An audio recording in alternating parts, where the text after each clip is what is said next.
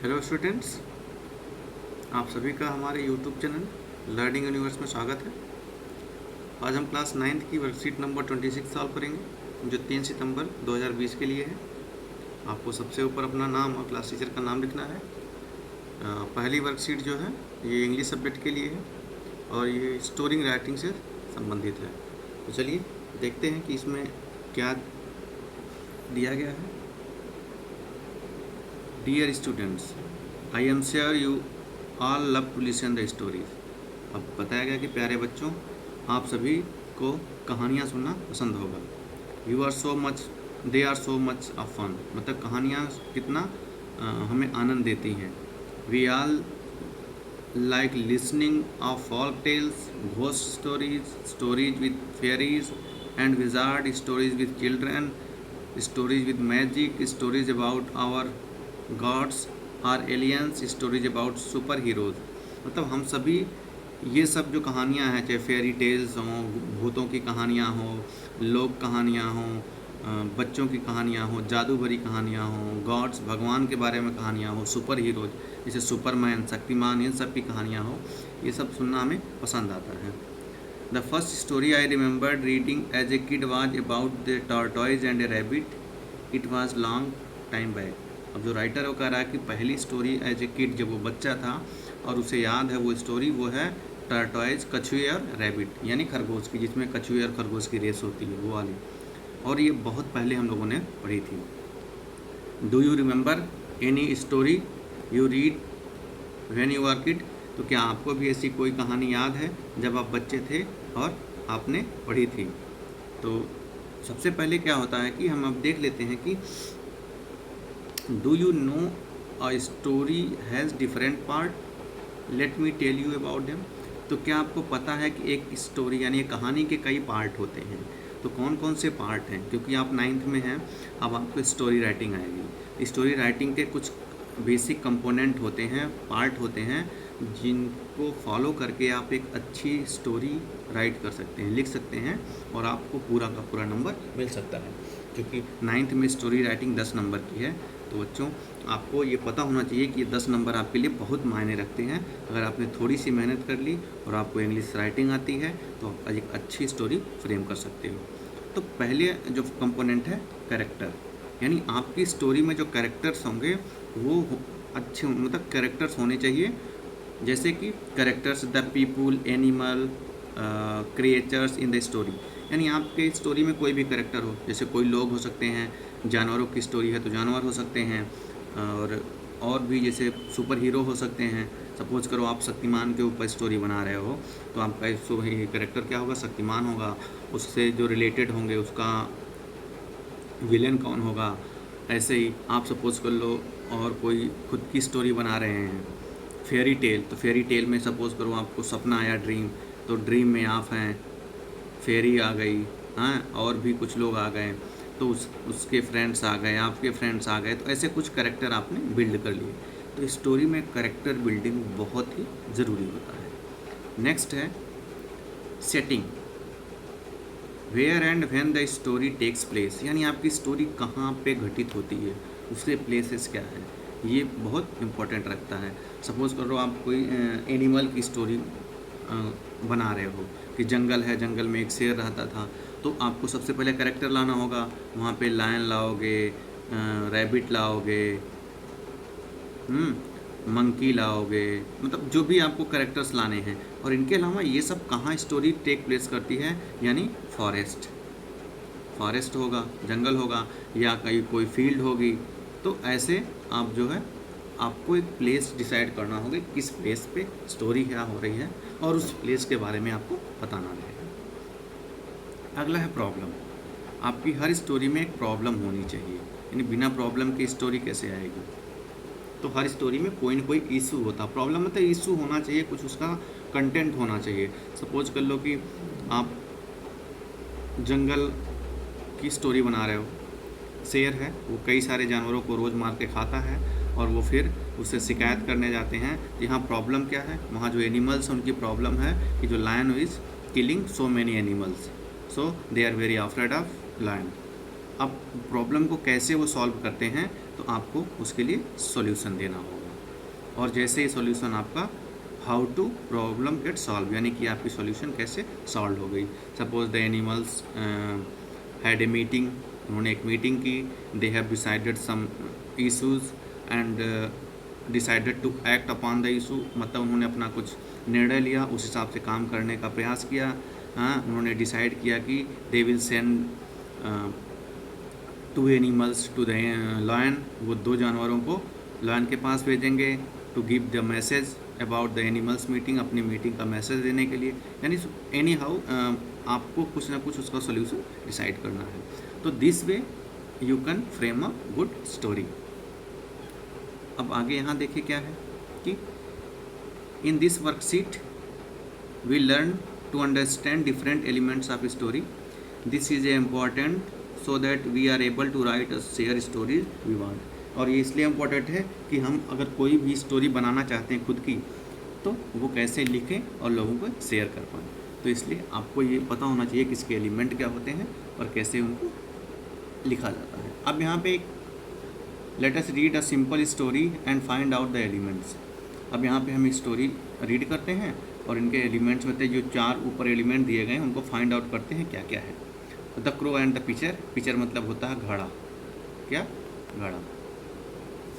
आगे, in a spell of dry weather when the bird could find very little to drink, a thirsty crow found a pitcher with a little water in it. अब एक बहुत प्यासा कौवा था और काफ़ी ज़्यादा ड्राई सूखा मौसम, गर्मी का मौसम था, पक्षियों को पानी नहीं मिल रहा था। तो एक जगह पे एक कौवे को थर्स्टी क्रो को क्या मिला, एक पिचर, एक घड़ा जिसमें बहुत थोड़ा वाटर था। But the pitcher was high and had a narrow neck, लेकिन वो बहुत बड़ा था, ऊंचा था घड़ा, और उसका जो नेक था यानी उसकी जो गर्दन थी, मुंह था, बहुत ही नैरो, बहुत ही सकरा था। And no matter how he tried the crow could not reach the water. अब चूँकि उसका घड़ा बहुत सकरा था तो कौवा जो है उसके अंदर तक नहीं पहुंच सका पानी तक। The poor thing felt as it if he must die of thirst. और फिर कौवे को लगा कि पानी तो मिल गया, लेकिन अब कैसे, क्योंकि वहाँ तक पहुँच नहीं पा रहा है, तो वो थर्स्ट मतलब प्यास से ही मर जाएगा। लेकिन अब देखिए यहाँ पे आपका 2 एलिमेंट आए, क्या क्या। एक तो कैरेक्टर आपका क्या है, क्रो। इसके साथ साथ इसको भी हम सॉल्व करते जाते हैं। कंप्लीट द फॉलोइंग टेबल, यानी इसको पढ़ के आपको टेबल, यानी कैरेक्टर यहाँ पे क्या है, crow.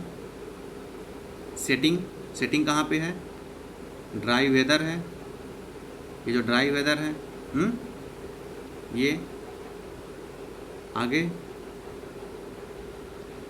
Then an idea came, problem क्या है, प्रॉब्लम है थर्स्ट, यानी उसकी प्यास। The crow is very thirsty, मैंने एक वर्ड में लिख दिया, लेकिन आप इसे पूरे सेंटेंस में लिखेंगे।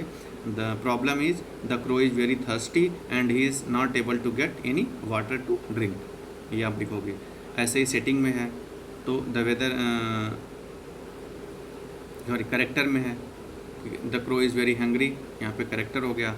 आगे हम देखते हैं कि then an idea came to him picking up some small pebbles मतलब जो कंकड़ होते हैं। He dropped them into the pitcher, फिर उसने क्या किया, उसके दिमाग में आइडिया आया, वहीं बगल में जो कंकड़ पत्थर थे, वो छोटे छोटे कंकड़ पत्थर को लेके उस घड़े में उसने डालना शुरू किया, 1 by 1 एक के बाद। With each pebble the water rose a little, क्योंकि जैसे जैसे उसमें, जैसे सपोज करिए कि ये पूरा घड़ा है और इसमें उसने छोटे छोटे पेबल्स डालने शुरू किए, तो जैसे इसमें ये पूरा भरने लगा, पानी ऊपर आने लगा। Until the last it was near enough so he could drink, और उसने तब तक उसमें पेबल्स यानी घड़े में क्या डालते रहा, तब तक घड़े में ये पेबल्स डालता रहा जब तक कि पानी उसका ऊपर नहीं आ गया। और कौवा जो है, मान लीजिए ये कौवा है, यहाँ से इसने पी नहीं लिया, तो ये उसका सोल्यूशन हो गया। तो सोल्यूशन में क्या डालेंगे, the idea of putting the pebbles into the pitcher. तो ये आपका, ये पूरी आपकी ये हो गया, यहाँ पे क्रो हो गया, यहाँ पे सेटिंग हो गई ड्राई वेदर, प्रॉब्लम है the crow is very hungry, solution है the idea of putting the pebbles into the pitcher।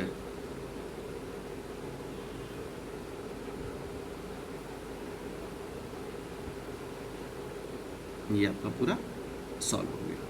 तो ये आपके इंग्लिश का सॉल्यूशन हो गया। आगे हम पढ़ेंगे सोशल स्टडी का।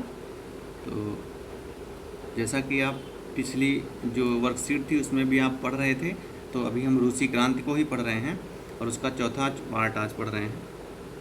इसमें अब चूँकि अक्टूबर क्रांति यानी अक्टूबर में जो रूस की क्रांति हुई थी उसके बाद दिया गया है कि बाद क्या हुआ कि संविधान सभा के चुनाव में बोल्शेविक को बहुमत नहीं मिला, लेकिन लेनिन के नेतृत्व में संविधान सभा भंग कर दी गई। यानी बोल्शेविक पार्टी को बहुमत तो मिला नहीं, लेकिन लेनिन ने क्या किया, उसने वहाँ की जो संविधान सभा थी उसे भंग कर दी और अखिल रूसी सोवियत कांग्रेस को संसद का दर्जा दे दिया, जिसने बोल्शेविक पार्टी को ही एकमात्र राजनीतिक दल के रूप में चुनाव लड़ने का पात्र बन गई।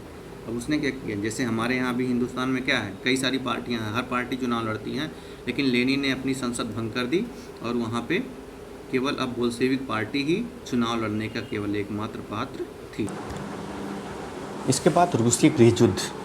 अब रूसी गृह युद्ध के कारण क्या थे, क्योंकि जैसा कि ज़मीनों के किसानों के बीच बंटवारे के आदेश से, यानी जब वहाँ पे क्रांति हुई तो क्रांति के बाद जो ज़मीन थी, ज़मीनों को किसानों के बीच बांटने का आदेश दे दिया गया। अब चूँकि रूस जो है,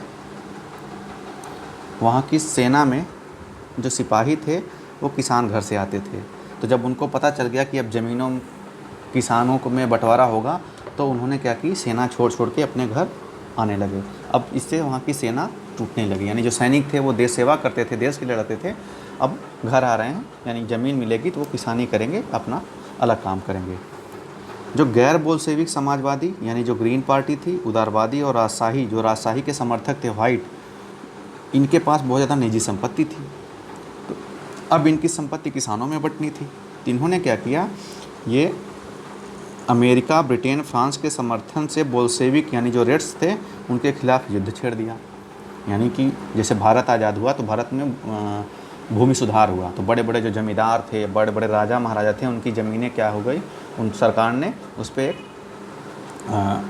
कई कानून के माध्यम से वो एक लिमिट से ज़्यादा ज़मीन नहीं रख सकते थे, यानी जो बची हुई ज़मीन थी वो सरकार ने जो जिनके पास ज़मीन नहीं थी उनको दे दी गई। तो इसी हिसाब से उसे हकबंदी बोलते हैं। तो यहाँ पे भी वही किया गया, लेकिन जो निजी संपत्ति के मालिक थे, जो राजा के समर्थक थे, जो उदारवादी थे, बोल्शेविक ग्रीन थे, इन्होंने अमेरिका, ब्रिटेन, फ्रांस के समर्थन में बोल्शेविक के खिलाफ युद्ध छेड़ दिया। पूरे देश में मारकाट शुरू हो गई, अराजकता, लूटमार फैल गई। पूरे देश में सामूहिक खेती और उद्योगों का राष्ट्रीयकरण बड़े पैमाने पर किया गया।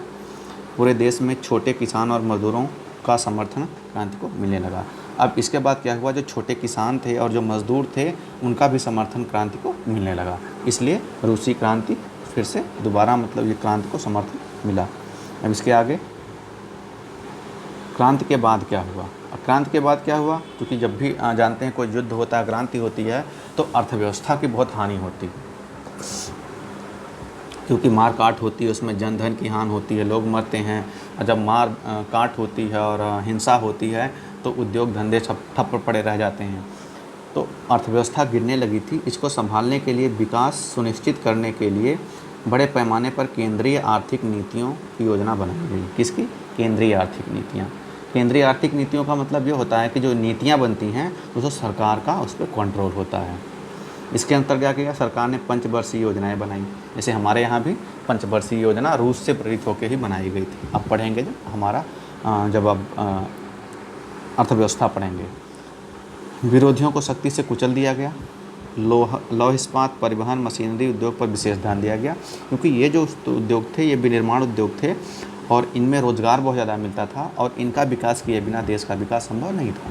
क्योंकि आपको परिवहन का विकास करना है, आपको बड़े बड़े उद्योग लगाने हैं, आपको सामान उत्पाद करना है, तो इन उद्योगों के बिना नहीं हो सकता था। इसके अलावा क्या किया, शिक्षा को सभी प्रकार के विकास का आधार माना गया और प्राथमिक से उच्च शिक्षा के साथ व्यावसायिक शिक्षा पर बेहद ध्यान दिया गया, यानी शिक्षा का विकास किया गया, क्योंकि कोई भी आप विकास है बिना शिक्षा के विकास संभव नहीं है। तो इसलिए शिक्षा के विकास पर जोर दिया गया, प्राइमरी से लेकर उच्च शिक्षा तक। लेनिन ने अपने साम्यवादी विचारों को सभी तक पहुंचाने और अधिकारों व राष्ट्र के प्रति कर्तव्यों के प्रति जागरूक करने के लिए शिक्षा को अनिवार्य किया।